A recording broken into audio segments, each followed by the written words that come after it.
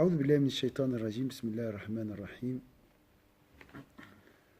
الحمد لله رب العالمين الرحمن الرحيم مالك يوم الدين إياك نعبد وإياك نستعين اهدنا الصراط المستقيم صراط الذين أنعمت عليهم غير المغضوب عليهم ولا الضالين آمين اللهم صل على سيدنا محمد الفاتح لما أغلق والخاتم لما سبق ناصر الحق بالحق والهادي إلى صراطك المستقيم وعلى آله حق قدره ومقداره العظيم سبحان ربك رب العزة عما يصفون سلام على المرسلين والحمد لله رب العالمين. Ça va Dalil? Alors ici on était les derniers. En fait je dois peut-être chercher le nouveau livre qui s'appelle Retrouver ce bas monde. Le 20e vice, les questions au sujet des attributs divins. Al-Afatul Ashroun. Oui, l'Ashroun, 20e. Le 20e vice. Donc, Al-Afatul Ashroun, Su'al al-Awam, عن صفات الله تعالى, وعن كلامه, وعن الحروف, وأنها قديمة أو محدثة. Donc, les questions au sujet des attributs divins. ومن حقهم الاشتغال بالعمل بما في القرآن إلا أن ذلك ثقيل على النفوس. سبحان الله. شوف ذكاء هذا الرجل. Il s'agit des questions posées par les gens sur les attributs divins, sur la parole ou encore sur les lettres. Al-Huruf sont-elles éternelles ou créées? Alors je vais expliquer ça. Il s'agit des questions posées par les gens sur les attributs. Les attributs. Sifat, Samia, il voit tout, il est généreux, voilà. Divin. Sur la parole, le Coran, est-ce qu'il a un début? Est-ce qu'il a une fin? Alaykoum salam. Ou encore sur les lettres, sont-elles éternelles ou créées? Ça, c'est des questions. Est-ce que pour vous, c'est utile? Il y a peut-être ici un... Je suis désaxé, je ne suis pas au centre. Amorad, si tu peux aller juste ici, dans cette chaise, comme ça, je fais moins de mouvements pour ma tête. Voilà. Il y a Yahya qui va venir peut-être. Alors, ils ont le droit d'interroger sur le Coran, sauf que cela, donc tu peux méditer le Coran, tu as le droit de méditer. Donc, ils le visent, Su'al al-Awam, an sifatillahi, alaykoum salam. Il y aura demande alors là. Wa an kalamihi, wa an al-hurufi, wa annaha qadimatun aw hadith. Ça, c'est Ghazali a considérer ça comme le pire vice. Wa alaykoum salam. Masha'Allah. Mais ce vice n'est pas très intéressant pour vous. Mais Al-Ghazali, c'est intéressant. J'avais un professeur de philosophie. Subhanallah. Ces hommes sont formidables personnellement dans ma vie. Ces gens qui... Peut-être je l'ai vu combien d'heures? Maximum 20 heures dans ma vie. Mais ces gens sont gravés dans mon cœur. Et il vit uniquement dans la vie. Ça se voit, ça se voit. Quand il parle, comment il marche, comment il est bizarre. Ces gens sont déjà bizarres. Ils ne sont pas comme les autres. Ils parlent différemment. Ils ne parlent pas comme les gens. Ils réfléchissent d'une manière bizarre. Leurs gestes sont bizarres. Ils sont dans un autre monde.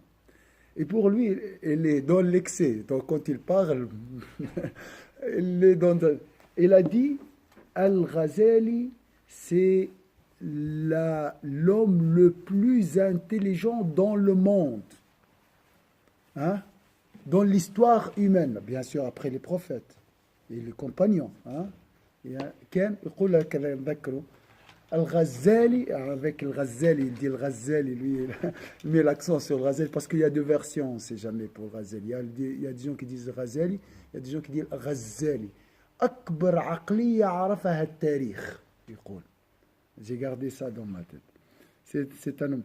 Donc son père, avant le congé dans les pays d'Orient, c'est jeudi, vendredi. Donc il entre dans la bibliothèque le jeudi, il lui donne la nourriture et il ferme la bibliothèque. Il reste, il passe le week-end dans la bibliothèque à lire. C'est quelqu'un qui est fou de lecture et de la recherche de la vérité. Donc ça, c'est très, très, très beau. Aimer les livres. Il y a des gens qui dévorent les livres, qui ne peuvent pas vivre sans lire, sans avoir un livre à lire. Subhanallah, ça c'est magnifique. Et donc, ils ont le droit d'interroger sur le Coran, sauf que cela est complexe et contraignant, alors que les arguments moins sérieux sont plus légers au cœur. إلا أن ذلك ثقيل على النفوس والفضول خفيف على القلب. Alors, en arabe, c'est clair peut-être.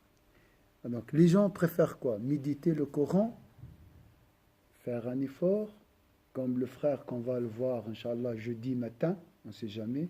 C'est un prédateur des livres, quelqu'un qui lit beaucoup aussi. Un frère sénégalais, on va le voir. C'est une occasion pour profiter de ces gens. Il ne peut pas dormir la nuit. Il a un grand problème la nuit. Pourquoi? Il ne peut pas arrêter de réfléchir, pas sur les factures comme nous, non, mais sur les versets du Coran. Chaque semaine, il médite une sourate. La dernière, c'était Quraysh. Vous connaissez la sourate Quraysh? Toute la semaine. Toute la semaine. Et la nuit, des fois, il passe toute la nuit à méditer un seul verset. Donc à 8 heures, il sera parmi nous. Le jeudi, il va nous parler il va témoigner de son expérience. Il m'a dit, fais dua pour moi, qu'Allah me donne la clémence. La clémence dans le sens rahma, comme ça je peux dormir. Parce que il dort pas la nuit. Après, à 6 heures, il doit aller au travail. C'est un travail dur. Après, il fait le sport. Il fait, Inch'Allah. C'est l'état d'éveil. Ça, c'est ce qu'on appelle l'état d'éveil. Donc, au lieu de faire comme notre frère, méditer, il vient, et c'est en plus des francophones, c'est un francophone. Donc, au lieu de passer des nuits à méditer, tout ça, on préfère quoi? Polémiquer sur la question des attributs, et al-arsh istawa, le trône d'Allah, la vue d'Allah, comment Allah voit, comment Allah entend. Vous voyez, ces questions auxiliaires. Il a dit ici, ils ont le droit d'interroger, ils devraient, pas ils ont le droit, ils devraient s'interroger sur le sens du Coran, sauf que cela est complexe et contraignant, c'est difficile, ça prend, c'est difficile de méditer sur le Coran. Alors que les arguments moins sérieux sont plus légers au cœur, alors que les futilités légères, voilà le mot, les futilités légères, ou bien la curiosité légère, voilà, c'est ça, la curiosité légère, moins sérieux sont plus légers au cœur. On préfère, voilà, les faits, les polémiques. والعامي يفرح بالخوض في العلم. La personne ordinaire se réjouit quand elle plonge dans la science. Il veut parler du trône d'Allah Azzawajal. Il pense que, Masha'Allah, je suis devenu savant parce que je parle le langage des savants, alors qu'il est ignare. Car le diable lui fait croire qu'elle aussi est savante. Il dit, Masha'Allah, tu es savant, vas-y, polémique. Parle des attributs d'Allah. Al-Ghazali, il a une idée, je ne sais pas si vous voulez le croire ou pas, pour lui, les doutes viennent du diable. Est-ce que vous êtes d'accord? Moi, j'ai réfléchi, j'ai pensé à ça.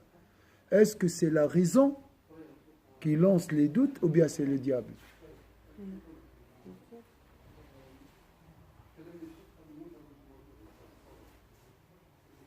Moi, je dirais que c'est le manque de savoir. C'est pas la raison. Est-ce que tu es Mourad, né ignorant quand tu dis manque de savoir? Est-ce que nous sommes nés ignorants? Non, mais on ne se posait pas des questions quand on est né. On a tout. On est parfait. Je crois. Après, c'est le diable qui commence à nous lancer des doutes pour déstabiliser cette perfection, ce cœur. L'enfant, regarde comment sa croyance, comment sa nature, elle est innocente, elle est parfaite. Mais après, le diable commence à limer, à enlever cette beauté petit à petit. N'est-ce pas? Allahu a'lam. Moi, je crois que les doutes, on ne doit pas chercher les doutes. Hein. Qui veut les doutes? Vous préférez quoi? La certitude ou les doutes? La certitude. Mais on a un grand problème avec la croyance tiède, traditionnelle, voilà, héritée. Ça, c'est le problème. C'est pour ça que Al-Ghazali préfère mettre cette croyance tiède, hein, héritée, en question pour aller vers la certitude. Vous voyez, vous comprenez maintenant là, les choses? Ou bien, c'est pas clair? Moitié. Après, il y a une différence, je pense. Il y a une confusion entre les doutes et la non-compréhension. Il y a des gens qui veulent comprendre. Il n'y a pas de mal à ça. Donc, Poser des ils questions. sont pas bien tant qu'ils n'ont pas compris, en fait. Mais ça ne veut pas dire qu'ils mettent en doute. Oui. C'est comme moi, par exemple, toi, tu fais un geste, je peux avoir deux attitudes. Je peux douter de toi, mais je peux aussi dire, il a une bonne raison, mais je ne comprends pas pourquoi il a fait ça. Oui, oui. Ça passe, c'est pas Et je un pense que doute. c'est ça ce qui fait la différence entre un croyant et un croyant. Il sait qu'il y a quelque chose, mais il aimerait comprendre. Il trouve ça pas logique, mais il aimerait quand même comprendre. Mais il y croit. Et quelqu'un qui doute, il dit, ouais, mais... Est-ce que vous faites la différence entre le questionnement, la recherche, et les doutes de diable? Vous ne faites pas? Normalement, il y a une différence. Normalement, il y a une différence. Les doutes assombrissent le cœur, subhanallah. Tu étais bien, mashallah, et d'un coup, wallahu a'lam, wallahu a'lam. Bon. والعامي يفرح بالخوض في العلم إذ الشيطان يخيل إليه أنك من العلماء وأهل الفضل. Tu dis, mashallah, vas-y. Hein? Polémique. Hein? La personne ordinaire se réjouit. Il y a des gens qui n'acceptent pas ce mot, l'ami, mais c'est une réalité. L'ami, c'est l'homme ordinaire. L'ami, am, c'est le peuple. Hein? La personne ordinaire se réjouit quand elle plonge dans... C'est vrai, elle a une connotation négative. Le mot ami, l'homme, ici la personne ordinaire, se réjouit quand elle plonge dans la science, car le diable lui fait croire qu'elle aussi est savante et qu'elle compte parmi les gens qui sont dignes de la science. Masha'Allah, tu parles des attributs de Dieu, du trône. Masha'Allah. Tu as atteint un niveau très haut. Hein. Continue. وَلَا يَزَالُ يُحَبِّبُ إِلَيْهِ ذَلِكَ. Et le diable l'encourage à plonger si profondément que l'individu se met à parler d'arguments qu'il ignore et qui relèvent de l'incroyance. Donc il serait guidé vers l'égarement. حتى يتكلم في العلم بما هو كفر وهو لا يدري وكل كبيرة يرتكبها العامي فهو أسلم له من أن يتكلم في العلم. Alors ça, je vous laisse discuter, c'est discutable, hein? Tout est discutable déjà. Toute grande faute commise, un péché, je m'excuse, imaginez un grand péché. Le Ghazali il préfère ce grand péché sur quoi? Par la personne ordinaire est moins grave que de parler de science, surtout de ce qui se rapporte à Dieu et à ses attributs. Moi, au début, quand on a étudié le Ghazali, on a vu que le Ghazali, il blâme beaucoup les shuyukh, les imams, les Oui. ahlul ilm, les gens qui connaissent. Et moi, je ne comprenais pas pourquoi c'est... Ok, ils font de mal, mais je ne comprenais pas pourquoi il n'y a que eux qui sont très blâmés pour le Ghazali. Mais après, subhanallah, je comprends que c'est eux qui ont ils ont un pouvoir sur les gens, ils influencent les gens. Oui. Et ça, c'est les personnes qui commettent d'injustice, ils utilisent ça pour les commettre. Donc le mal, il est multiplié que si une personne ordinaire, il est ordinaire, je ne veux pas faire comme lui. Mais si un savant me dit que je peux le faire, subhanallah, je vais le faire. Oh, quand il parle de futilité, un homme ordinaire va dire c'est ça la science, je dois parler de ça pour être aussi... Non, oui. Donc un homme, une personne ordinaire peut égarer les autres. Il peut égarer les autres parce qu'il est ignorant, il parle au nom des savants, donc facilement il peut induire les autres à l'erreur. Donc c'est dangereux. Les gens ordinaires doivent s'occuper de quoi, à votre avis? Nous, les gens ordinaires, qu'est-ce qu'on doit faire? قال وإنما شأن العوام, lui-même, vous savez, lui-même, il se considère comme une personne ordinaire. Dans plusieurs endroits, il se considère, subhanallah, mais sincèrement, il se considère comme un homme ordinaire. Subhanallah. وإنما شأن العوام, déjà dans un endroit, il a dit qu'Allah accepte l'1/6 de nos prières. Si Allah accepte l'1/6 de nos prières, nous avons vraiment, certes, réussi. Le Ghazali. Subhanallah. وإنما شأن العوام الاشتغال بالعبادات. Voilà. Et ce genre de discours lui a causé beaucoup de problèmes avec les mystiques, avec les savants, avec tout le monde. Parce que qu'est-ce qu'on cherche, nous? On cherche quoi? On cherche quoi?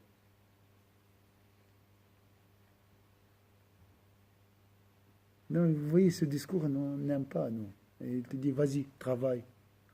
On ne veut pas quelqu'un qui nous dit, travaille. Moi, je suis quoi? Je suis un esclave. On n'aime pas ça. On veut vraiment traiter les sujets concernant le savoir, comme ça j'ai beaucoup de connaissances. Je veux chercher les mystères de la religion, les belles choses, la réjouissance, l'extase spirituelle, les rêves. Vous voyez, on ne veut pas travailler. Vas-y, travaille, le Ghazali a dit. Et tu vas arriver après, Inch'Allah, à comprendre. Les gens ordinaires doivent s'occuper des actes d'adoration et de la loi de la foi, et selon ce qui en est rapporté dans le saint et glorieux Coran. Qu'est-ce qui peut nous résumer nos obligations, hein? Vous n'aimez pas ça, hein? Vous n'avez pas retenu. Il faut se taire. Se taire. Il faut faire la prière, la ibadat, et lire le corps. Lire le corps. قال وإنما شأن العوام الاشتغال بالعبادات والإيمان بما ورد به القرآن والتسليم لما جاء به الرسل من غير بحث وسؤالهم عن غير ما يتعلق بالعبادات سوء أدب منهم يستحقون به المقت من الله عز وجل ويتعرضون لخطر الكفر. Donc il a écrit un livre qui s'appelle الجام العوام عن علم الكلام.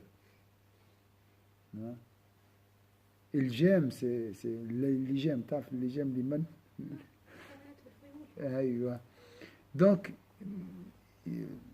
peut-être il ne parle pas de l'homme ordinaire, hein, de la personne ordinaire, mais il parle d'une catégorie des personnes ordinaires, voilà, qui sont orgueilleux, qui sont prétentieux, qui sont vaniteux, alors qu'ils sont en réalité, ils sont ignorants en même temps. Hein, qui essayent de parler, de discuter, je ne sais pas. Vous voyez cette catégorie, il y a des gens qui sont comme ça. Là, il a dit arrêtez, il ne faut pas parler de ça. Vous n'avez pas le niveau. Hein? وهو كسؤال ساسة الدواب ساسة الدواب ها ساسة الدواب اللي ها أيوة الراعي يعني عن أسرار الملوك وهو موجب للعقوبة وكل من سأل عن علم غامض ولم يبلغ فهمه تلك الدرجة فهو مذموم. يعني الإنسان يزم يعرف قدره ما يزمش يقفز المراحل. فما ناس يحب من اللي يدخل يفهم أعماق الدين وهذا صحيح.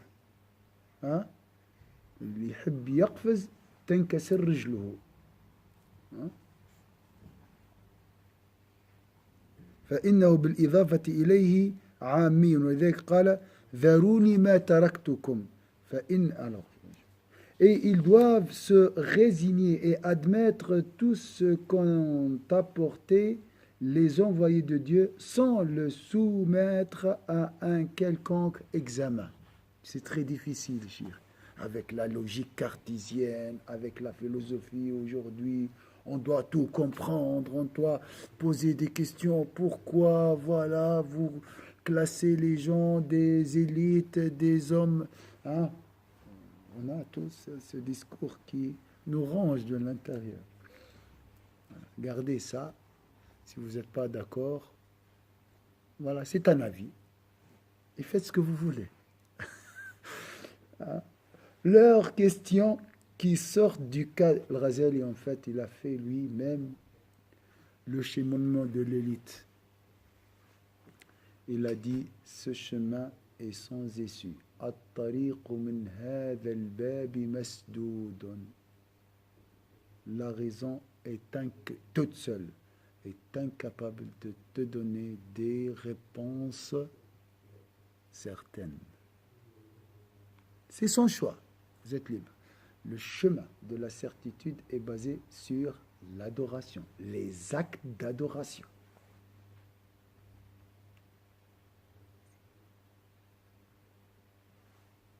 Alors, je reviens sur j'ai trouvé une petite réponse, Shams, concernant les doutes sur la résurrection. On a discuté samedi, on a des doutes sur, ouais, c'est quoi cette histoire? On va se réveiller de la tombe, marcher comme des papillons, des sauterelles, hein, ça fait... hein? Ouais. Alors, comment vous trouvez la certitude? J'ai posé tout d'abord une question préalable. J'ai dit, est-ce qu'il y a les gens qui prient beaucoup sur le prophète?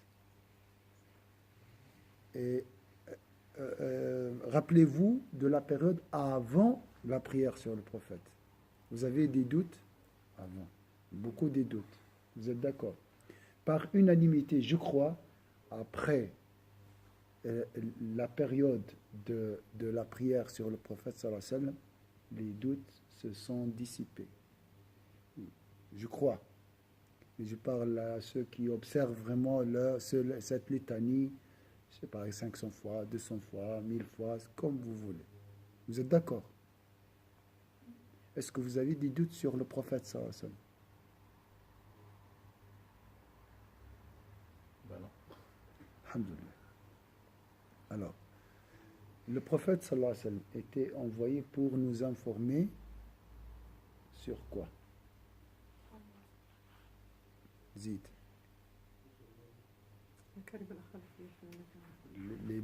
Les bons caractères. Husn al-akhlaq. Allah. Rahma. Al-akhira. Alors, si tu as cru au prophète sallallahu alayhi wa sallam, tu dois croire à son message. Et lui, c'est le seul qui nous a informés, qui nous a transmis un livre où on trouve des informations concernant la résurrection. Ça va comme ça? Ça apaise un peu? Non? Je pense que les doutes, par exemple, l'exemple que vous avez donné pour la résurrection, je pense que ça vient du fait. Peut-être on a regardé un film, on a vu les morts sortir comme les zombies, ou je sais pas, et on pense que c'est ça en fait. Et je crois que les doutes, ils viennent parce qu'on a une mauvaise information. C'est quand on met des choses, on essaye de dire, voilà, ça va se passer comme ça. De notre tête, hein, ou quelqu'un qui nous dit. Alors qu'en fait, c'est pas vrai. Et c'est clair, si on pense selon ce qu'il a dit une autre personne, comment ça va se passer, c'est clair, on va se dire, mais c'est pas logique. Alors qu'en fait, peut-être la réalité, c'est autre chose. C'est qu'on va, effectivement, mais pas de la façon dont il a dit. Parce que c'est des gens qui font des conclusions. C'est pas forcément juste. Donc pour lui, c'est logique, mais pour d'autres personnes, non. Et c'est ça qui fait que les gens, ils doutent. C'est le manque d'information, la déformation, en fait. Est-ce que l'information, Mourad, suffisante pour avoir la certitude? C'est la fausse information qui nous met dans le doute. D'accord. C'est ce que je veux dire. Vous avez basé sur quoi? Il y a des hadiths ou ayats que vous avez basé pour cette discussion? Il y a une samedi que vous avez travaillé sur. Oui, c'est un verset, sourate Yassine. ممن بعثنا من مرقدنا هذا ما وعد الرحمن وصدق المرسلون. Alors, il paraît que vous n'êtes pas touché par mon argument. Non. Vous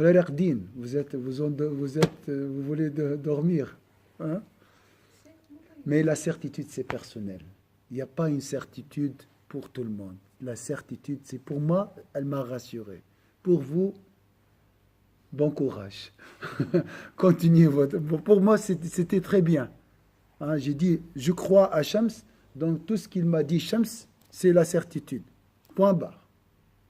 Moi, par exemple, j'ai pas de doute sur La résurrection? je dis pas, peut-être ça va pas.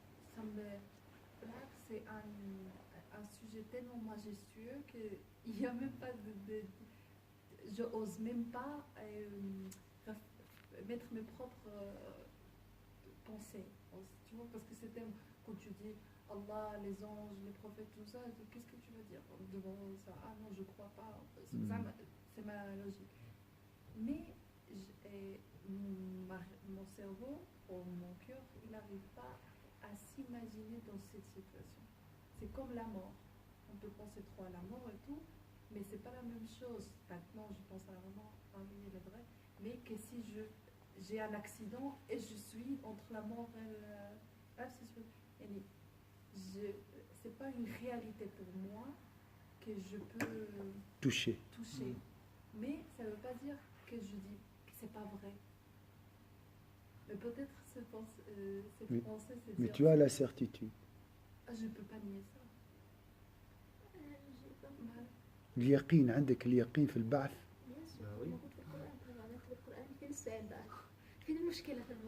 On ne parle pas du Coran, on parle de ton cœur. Je sais, dans le Coran, tout est vrai dans le Coran. Mais dans ton cœur. C'était ça la question.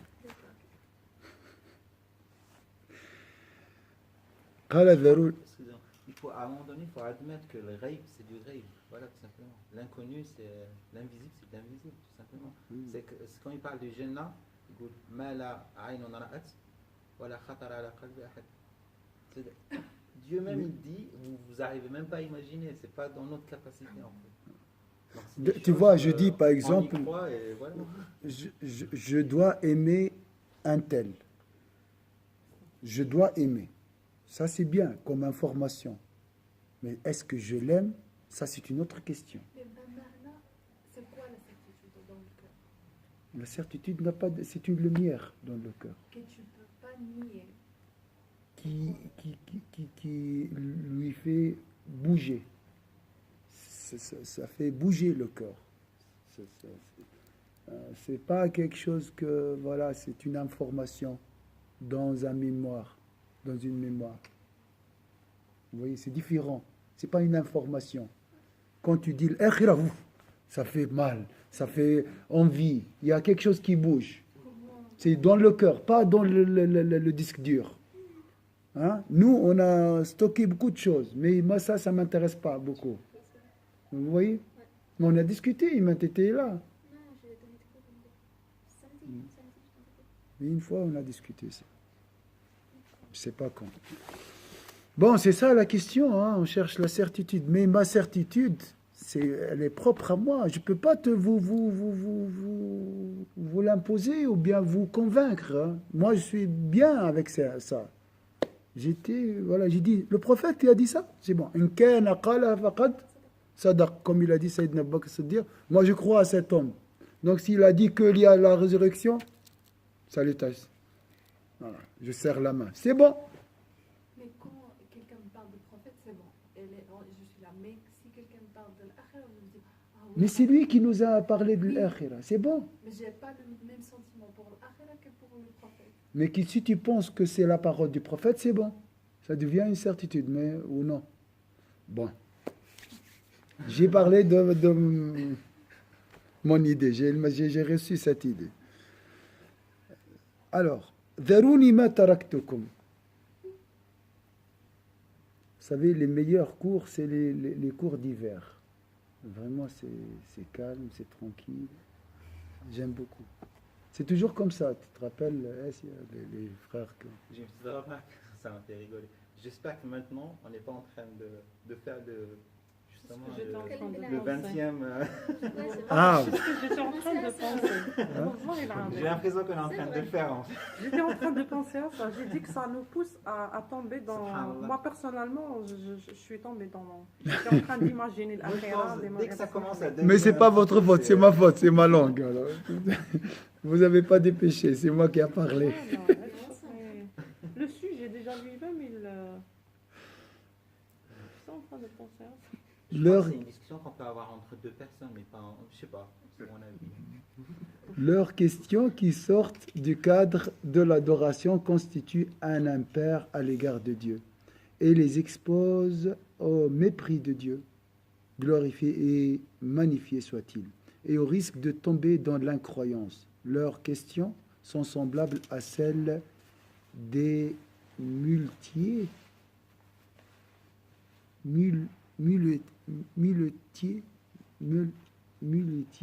qui veulent connaître... Ah, muletier. Mule, ça vient de mulet. Muletier, c'est lui qui gère les mulets. Des muletiers qui veulent connaître les secrets des rois. Et qui... C'est comme ça. Il est en train de lire et on retombe dans Hein? l'élite de l'élite. Il est en train de lire ça et après il tombe dans l'akhira, je ne sais pas quoi. Oui. C'est bon. Et qui mérite une punition. Quiconque interroge sur un sujet obscur sans être apte à la comprendre est blâmable, car il est ignorant en la matière. Voilà pourquoi le prophète sallallahu alayhi wa sallam a dit ذروني ما تركتكم فإنما هلك من كان قبلكم بكثرة سؤالهم واختلافهم على أنبيائهم ما نهيتكم عنه فاجتنبوه وما أمرتكم به فأتوا منه ما استطعتم. Ce que je vous ai défendu, évitez-le, et ce que je vous ai ordonné, accomplissez-le dans la mesure du possible. Ceux qui vous ont précédés ont péri pour avoir posé trop de questions et pour être querellés à propos de leur prophète. وقال أنس سأل الناس رسول الله صلى الله عليه وسلم يوما فأكثروا عليه وأغضبوه فصعد المنبر وقال سألوني ولا تسألوني عن شيء إلا أنبأتكم به فقام إليه رجل فقال يا رسول الله من أبي فقال أبوك حذافة فقام إليه شابان آخوان فقال يا رسول الله من أبونا ولت لعبته فقال أبوكما الذي تدعيان إليه غضب الرسول لنا ثم قام إليه رجل فقال يا رسول الله أفي الجنة أنا أم في النار فقال بل لا بل في النار شفت فهمت الحكاية يعني فلما رأى الناس غضب رسول الله صلى الله عليه وسلم أمسكوا فقام إليه عمر رضي الله عنه فقال رضينا بالله ربا وبالإسلام دينا وبسيدنا محمد صلى الله عليه وسلم نبي. La question qu'on a posée n'entre pas dans ce genre de questions. C'est une question légitime. C'est une question qui nous pousse à questionner notre cœur. Est-ce que vraiment je crois à la vie de-delà? Ça n'a rien à voir avec cette question que vous allez voir. Anas rapporte qu'un jour les gens assaillirent, c'est juste, assaillir tellement de questions le prophète sallallahu alayhi wa sallam qu'il se fâcha. Il monta alors sur sa chaire et déclara « Posez donc vos questions, je n'en laisserai aucune sans réponse. » Un homme se leva et dit « Ô envoyé de Dieu, qui est mon père ?» Vous voyez les questions qu'on ne doit pas les poser. Il répondit « Ton père est Hudhafa. » Deux jeunes frères se levèrent à leur tour et demandèrent « Ô envoyé de Dieu, qui est notre père ?» Vous voyez les futilités? C'est une question futile, ça. Il répondit « Votre père est celui dont vous portez le nom. » Là, on voit que le prophète sallallahu alayhi wa sallam s'est fâché. Un troisième se leva et demanda « Ô envoyé de Dieu, suis-je destiné au paradis ou à l'enfer ?» Il répondit « Non, tu iras en enfer. » Pourquoi tu poses la question? Ah, vas-y, tu vas faire quoi maintenant? Tu vas faire quoi? C'est une catastrophe cette question. Imagine, je sais que j'irai en enfer. Et c'est le prophète qui a dit ça, c'est une certitude. Vous voyez les questions, le genre des questions. Oui, on doit poser la question, est-ce que je crois à l'enfer? Est-ce que j'ai la... Mais je ne dois pas chercher, voilà, les futilités. Est-ce que je suis... Hein? Non, tu iras en enfer. Lorsque les gens virent que l'envoyé de Dieu, sallallahu alayhi wa sallam, était en colère, ils se turent. Sayyidina Omar, masha'Allah, il observait toujours son intelligence, clairvoyance. Que Dieu soit satisfait de lui, se leva alors et dit, nous sommes satisfaits d'avoir Dieu pour Seigneur, l'islam pour religion, et Sayyidina Muhammad sallallahu alayhi wa sallam pour prophète. Il lui dit, ô Omar, assis-toi, que Dieu te fasse miséricorde, ce que tu dis est vrai. Masha'Allah. يعني أكثر واحد يعرف قلب النبي سيدنا عمر بعد سيدنا أبو بكر. Sayyidina Omar connaissait vraiment ce que le prophète sallallahu alayhi wa sallam avait dans le cœur. Alors, فقال اجلس يا عمر رحمك الله. Masha'Allah. Dua du prophète sallallahu alayhi wa sallam. C'est bon, il est exaucé. Donc Sayyidina Omar a reçu la rahma d'Allah Azza wa Jal. Innaka ma alimta lamuwaffaqun. Innaka ma alimta lamuwaffaq. Masha'Allah, un témoignage du prophète sallallahu alayhi wa sallam. وفي الحديث نهى رسول الله صلى الله عليه وسلم عن القيل والقال وإضاعة المال وكثرة السؤال. تسأل على حاجات, tu poses des questions inutiles. Voilà. Mon père, je vais où? L'herbe, on joue. Et beaucoup des questions sur Internet, de ce genre-là, des futilités. Une tradition rapporte que l'envoyé de Dieu, sallallahu alayhi wa sallam, a interdit. Une fois, j'étais sur la chaire et j'ai parlé de la main d'Allah.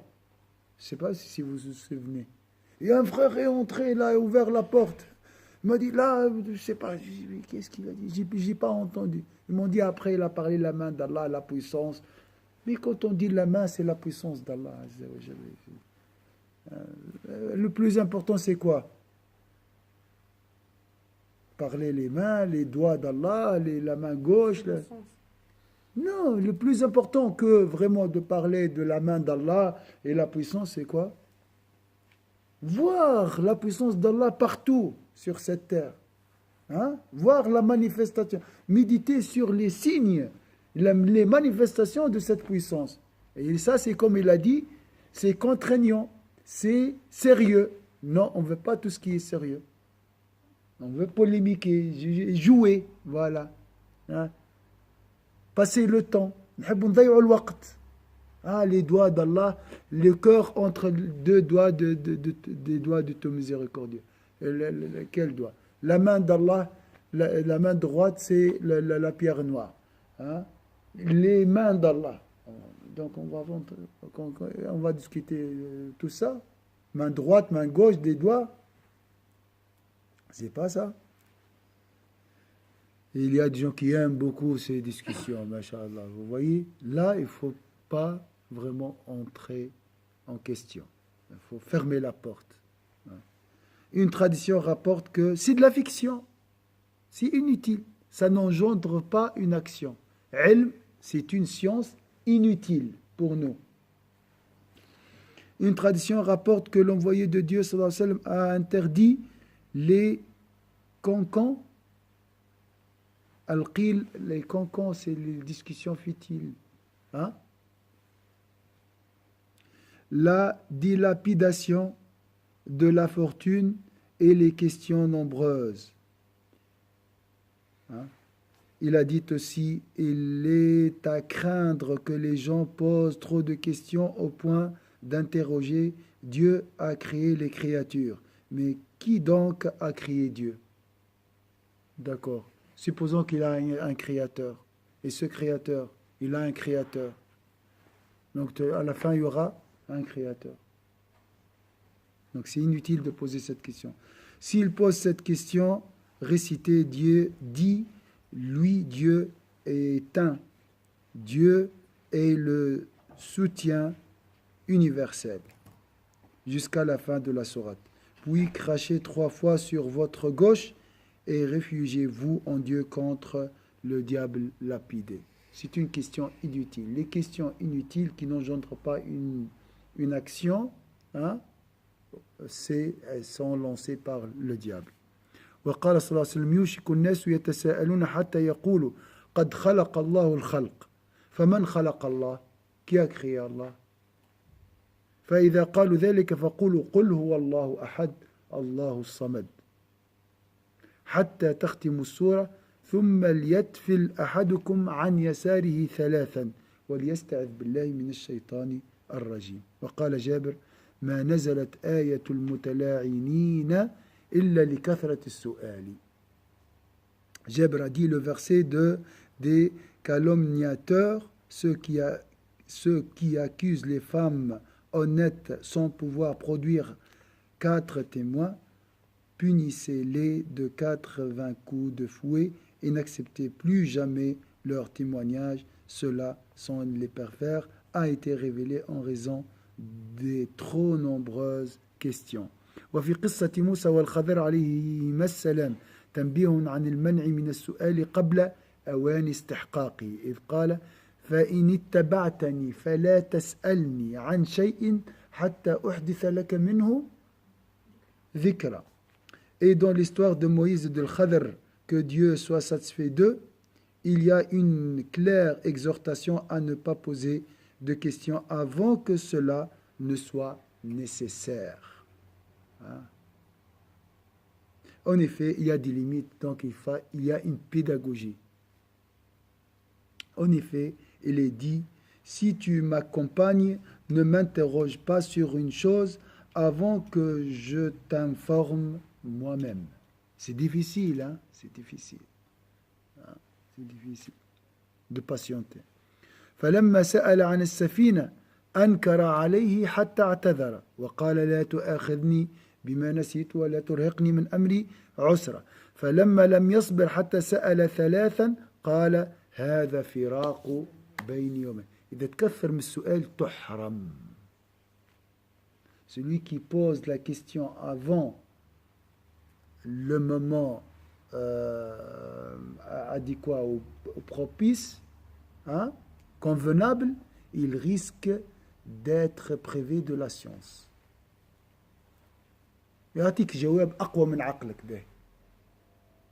Tu peux recevoir une réponse, mais ton cerveau, le récipient n'est pas adapté à recevoir cette question.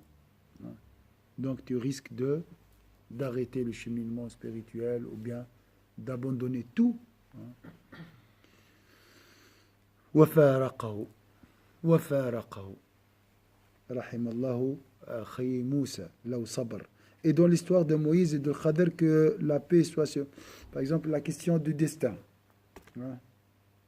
La question du destin. On pose des questions, beaucoup de questions, nous. Pourquoi ça m'est arrivé? Et non, pas seulement la question. On se révolte. Je ne suis pas d'accord. Qu'est-ce que j'ai fait? Mais est-ce que tu as posé la question pourquoi? Sayyidina Moussa a posé la question à Khadr. Pourquoi? Hein? Les choses se sont... Donc, pourquoi tu as tué? Pourquoi? Au moins, pose la question. Cherche la sagesse. Mais dire, c'est pas logique. Et pourquoi moi, toujours, je suis humilié ou bien j'ai pas d'argent, j'ai pas de... Pourquoi? Hein? Donc ça, c'est de l'ignorance. فسؤال العوام عن غوامض الدين من أعظم الآفات.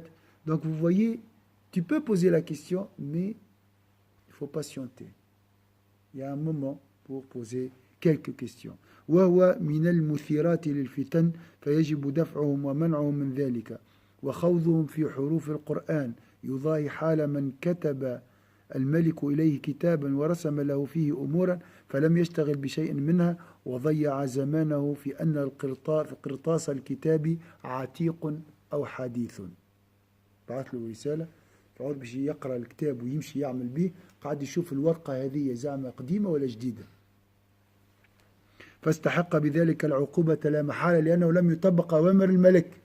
فكذلك تضييع العامي حدود القرآن واشتغاله بحروفه هي قديمة أو حديثة. قضية في الفلسفة الإسلامية ولا في العقيدة أثارت ضجة كبيرة، هل كلام الله قديم أو حديث؟ يعني وكذلك سائر صفات الله سبحانه وتعالى والله تعالى أعلم. C'est la fin du livre.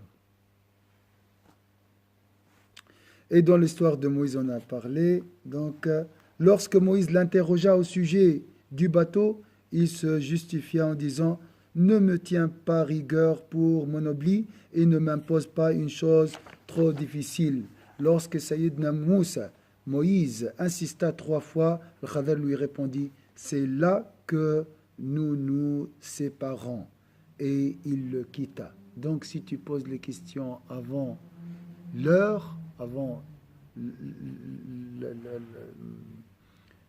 comme si tu as avorté un enfant.